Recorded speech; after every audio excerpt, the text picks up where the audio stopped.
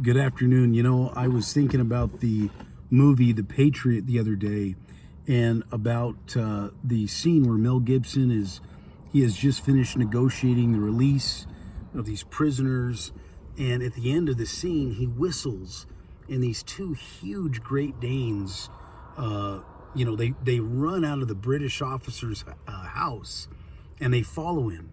And it's like, who is this guy? Who is this guy that even the enemy's dogs recognize that he's somebody not to trifle with? And in fact, he's somebody worth giving your allegiance to. And I had to crack up because I thought about something far more weighty, far more valuable, and that is Christ. And I had to think about, who was this Christ? Who was this man that grown men would up and leave their stations in life? Back in that culture and that society, when he called his disciples, you didn't walk away from that kind of stuff. That was who you were.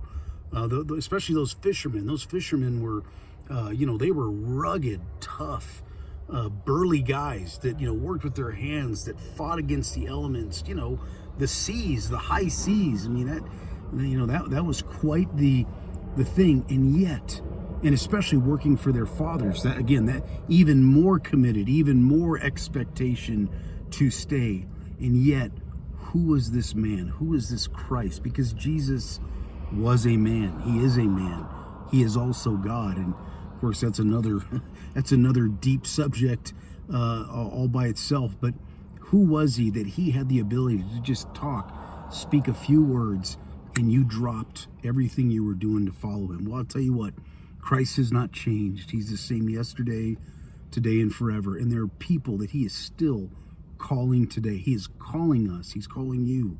He's calling me to leave the comforts, the quote unquote stations that we have, or we're born into, or think we have to stick with. And again, I'm not saying abdicate responsibility, but what I am saying is that there is a point at which we have to decide: are we going to follow Christ, or are we going to stay comfortable?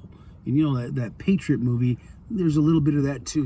The character, the Mel Gibson character, he didn't want to engage. He wanted to sort of walk away from the warfare that was all around him. But there came a point where he had to decide.